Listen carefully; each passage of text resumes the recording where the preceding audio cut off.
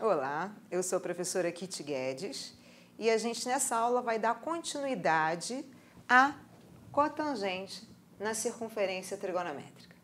Bom, nós vimos na aula anterior que eixo das cotangentes é paralelo ao eixo dos cossenos, tangenciando a circunferência aqui nesse pontinho que é a extremidade do arco de π sobre 2 radianos, não é isso?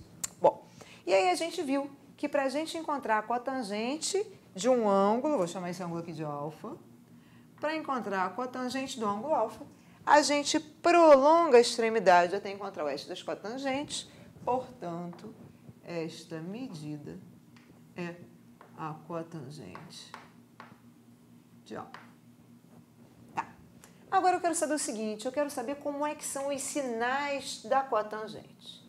Claro que, como nós sabemos que a cotangente de alfa também pode ser calculada fazendo cosseno alfa sobre seno alfa, desde que o seno de alfa não seja zero, eu poderia ver o sinal da cotangente fazendo a regra de sinais, não é isso? Do cosseno alfa e do seno de alfa. No entanto, quer dizer, a regra de sinais do quociente, né? Usando os sinais do cosseno e do seno. No entanto, eu quero ver isso na circunferência, porque é muito importante que você se acostume a enxergar tudo o que é preciso dentro da circunferência trigonométrica, né? Ou nos eixos das linhas trigonométricas. Bom, sendo assim, eu vou ver o seguinte, ó, eixo dos cossenos está aqui. Aqui eu tenho a origem do eixo dos cossenos. O que está para a direita é positivo, o que está para a esquerda é negativo. Peguei um alfa no primeiro quadrante, ó, cotangente dele, positivo. Então, no primeiro quadrante, a cotangente é positiva. Agora, eu vou pegar um arco no segundo quadrante. Portanto, o meu ângulo agora, que eu posso chamar de θ, é daqui da origem dos arcos trigonométricos até esse ponto. E aí, para eu achar a cotangente, eu vou prolongar a extremidade até encontrar o eixo das cotangentes. Então, vai ser esse tamanho aqui, que é negativo. Por quê? Está, quer dizer, não é que o tamanho seja negativo, né? Mas, enfim, aqui é negativo, porque aqui é o zero, então para a esquerda é negativo. Então, no segundo quadrante, a nossa cotangente é negativa. Passar para o terceiro quadrante. Quando eu passar para o terceiro quadrante, observa o seguinte, ó. Se eu pegar aqui, um arco aqui, olha só o que eu fiz, ó. Se eu pego esta extremidade aqui, é porque o meu arco é desde o zero até aqui, não é isso? Bom, aí eu tenho que prolongar até encontrar o eixo das cotangentes. Claro que se eu prolongar para lá, não vai encontrar nunca. Então, eu vou ter que prolongar para cá. Portanto, o seu prolongamento dará valores iguais aos valores no primeiro quadrante. Não é isso? Porque qualquer que seja a posição dele, ó, se eu pegasse aqui, tem alguém aqui no primeiro quadrante também que vai ter a mesma cotangente que ele, não é isso? Então, olha o que vai acontecer. Então, aqui, a cotangente também é positiva. Então, no terceiro quadrante, cotangente positiva. E, finalmente, no quarto quadrante, o que vai acontecer? Deixa eu pegar aqui uma outra cor. Vou pegar a laranja. Olha para cá. Se eu pegar aqui no quarto quadrante, cujo arco é isso tudo, o que vai acontecer? Quando eu prolongar, ó, vai ter valores iguais ao segundo quadrante. Portanto, a cotangente também será negativo. Então, observa que os sinais não é para você decorar. Os sinais é para você enxergar na circunferência trigonométrica. Você olhar para lá e fazer os devidos prolongamentos para você encontrar o valor da cotangente, certo? Isso é a primeira coisa. Segunda coisa que eu quero fazer nessa aula é assinalar alguns valores que são importantes. Quais são eles? Vamos pegar o valor da cotangente nos limitantes dos quadrantes. Falando da primeira volta, pegar no zero, no π sobre 2, no π, no 3π sobre 2 e no 2π. Para isso, vamos passear pela circunferência. Como assim? Eu estou com o ângulo alfa, que está aqui, ó. Comecei com alfa aqui, Prolonguei até encontrar o eixo das cotangentes. Maravilha. Agora eu vou diminuir o ângulo alfa. Espera aí, se eu vou diminuir, então vou fazer isso aqui, ó. Ih, mas olha só. Quando eu diminuo o alfa, olha o que está acontecendo com a cotangente. O ângulo diminuiu, no entanto, o valor da cotangente está aumentando. E à medida que eu diminuir mais ainda o meu ângulo, ou seja, que o meu ângulo estiver se aproximando do zero, olha o que está acontecendo com a cotangente. O valor da cotangente está aumentando, porque a cotangente vai ser essa medida daqui até esse ponto. Ih, mas peraí, se eu vier aqui pertinho do zero, o que vai acontecer? Para eu achar a cotangente, eu vou ter que prolongar até achar o eixo das cotangentes. Mas na hora que eu prolongar isso, não vai nem caber ali no meu vídeo, né? Porque na hora que eu prolongar, isso vai dar lá para frente. E aí, ó, quando eu chego mais pertinho do zero ainda, isso está mais para frente ainda. E quando eu pegar no zero, o que vai acontecer? Vai ficar paralelo ao eixo das cotangentes. Ué, mas se vai ficar paralelo ao eixo das cotangentes, então não existe a cotangente de zero. Aí você, nesse momento, pode estar se perguntando o seguinte. Primeiro vamos registrar isso, ó. Não existe, lembra? Símbolo de não existe, ou é ao contrário cortado.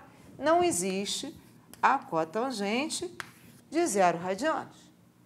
Aí você pode pensar, mas peraí, professora, e se eu pensar na cotangente como sendo, vou escrever aqui em cima, se eu pensar na cotangente de um ângulo alfa como sendo cosseno alfa sobre seno de alfa, tem sentido não existir a cotangente de zero? Vamos pensar. Se eu for tentar encontrar a cotangente por aqui, cotangente de zero vai ser cosseno zero sobre seno zero. E mas calma aí, eixo dos senos, eixo vertical. Seno de zero, olha lá, projeta no eixo vertical, vai dar zero. Eu não posso ter divisão por zero? Então realmente não existe a cotangente de zero. Percebe que por qualquer um dos dois caminhos, obviamente que tem que dar a mesma coisa, né? Então eu posso justificar, tanto pensando no eixo das cotangentes, que quando eu tento encontrar a do zero, o que acontece? Fica paralelo, então não vai encontrar, portanto não existe. Quanto eu posso pensar fazendo cosseno sobre seno. Seno de zero é zero. Cosseno de zero é 1, ficaria 1 sobre zero. Não pode. Não podemos dividir por zero. Não é isso? Então, maravilha. Então, já entendi que cotangente de zero não existe. Aí, vou caminhar, então, aqui pelo primeiro quadrante. Ó, a cotangente está lá na frente. Então, o cotangente está muito grande. Está o que a gente diz, e aí na aula de função trigonométrica, a gente vai falar sobre isso, que quando a gente está aqui pertinho do zero, o valor da cotangente está tendendo a mais infinito. Mas a gente vai falar isso depois com calma, quando a gente vai vendo função. Bom, continua andando aqui no primeiro quadrante, ó, e o valor da cotangente está diminuindo, e está diminuindo, e está diminuindo, até que no π sobre 2 vai dar no zero do eixo das cotangentes. Então, vou registrar aqui. Cotangente de π sobre 2 radianos é zero. Tá. Passo para o segundo quadrante, cotangente ficou negativo. O valor está aumentando em módulo. Mas como ele é negativo, na verdade, ele está diminuindo. Tá legal. Mas aqui em módulo está aumentando. Ó. Esse tamanho está aumentando. Aí, beleza, estou indo para lá, ele está ficando cada vez maior em módulo, já nem cabe mais no meu vídeo, porque aqui, se eu fosse prolongar, já está dando lá na frente, e aí estou me aproximando do π, e ele está ficando cada vez maior, e quando eu falar em função, eu vou te mostrar que aqui ele está tendendo a menos infinito, até que no π fica paralelo. Se fica paralelo, não existe a cotangente, não existe a cotangente de π radianos. Passei um pouquinho do π. No que eu passo um pouquinho do π, ó, a cotangente já ficou positiva de novo. Já foi lá para frente, já foi lá para o mais infinito. E aí eu estou andando aqui e o valor da cotangente, ó, que eu tenho que projetar para cá, ó, está diminuindo, até que no 3π sobre 2 a cotangente é zero. Cotangente de 3π sobre 2 é zero. E quando eu passo para o quarto quadrante, o mesmo comportamento do segundo quadrante. Até que no 2π não existe.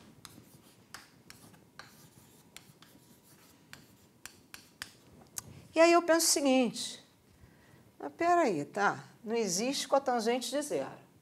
Mas, pô, aqui nesse ponto, não é só o zero. Por quê?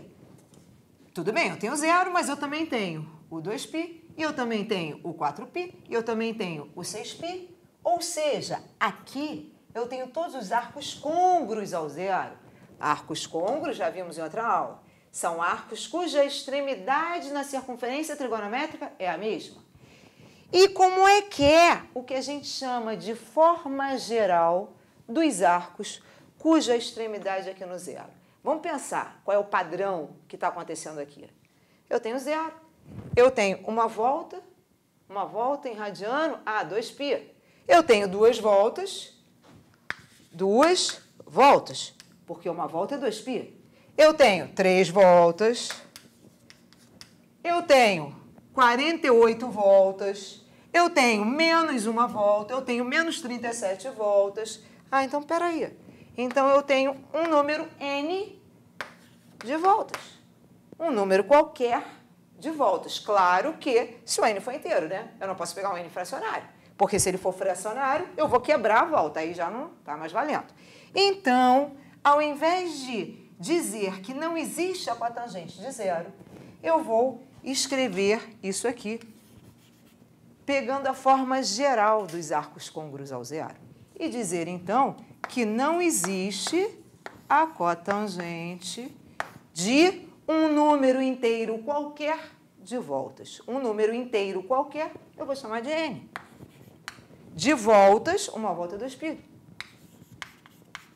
Então, não existe a cotangente de n vezes 2π.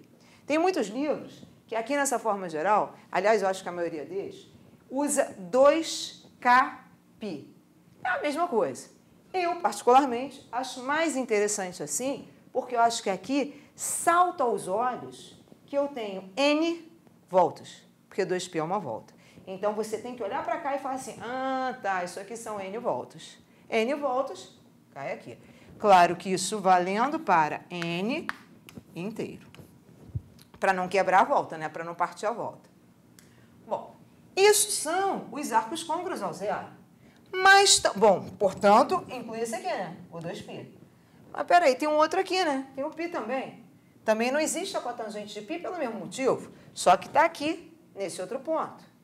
Então, do mesmo modo, eu tenho que pegar os arcos côngruos ao π. E aí, deixa eu pensar aqui uma coisa.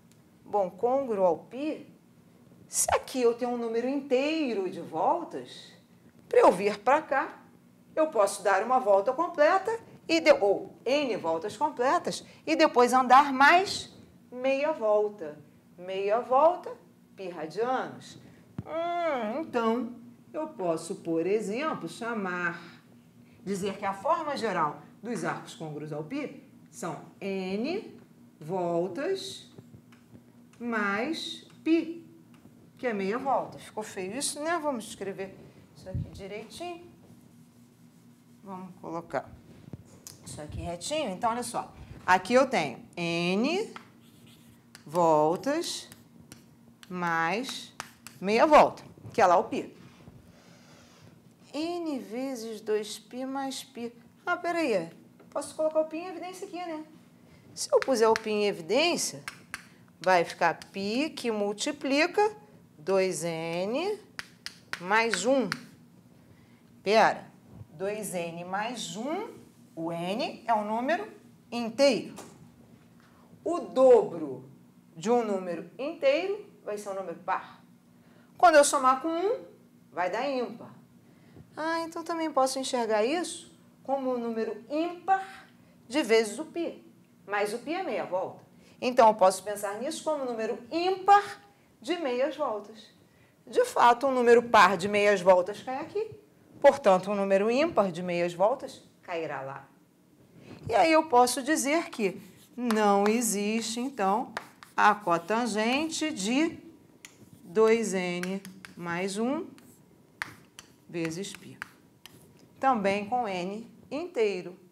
E se você ainda quiser, aqui a gente já pode parar, tá?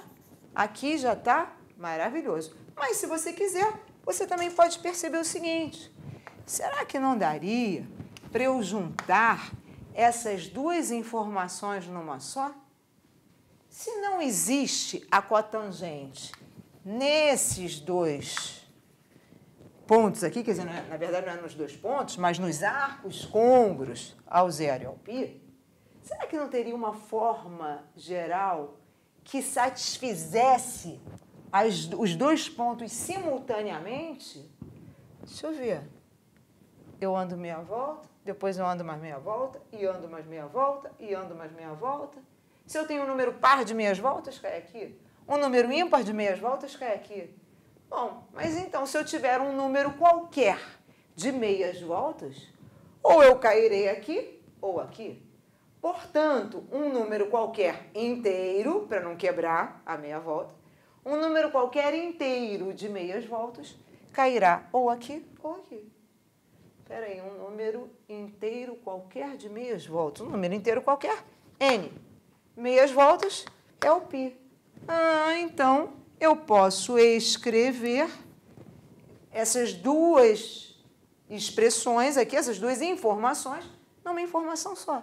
E dizer, então, que não existe a cotangente de n vezes π, sendo n um número inteiro. Certo? Com isso, a gente encerra essa aula. E aí, o próximo passo vai ser a gente fazer exercício utilizando cotangente. Certo? Até lá!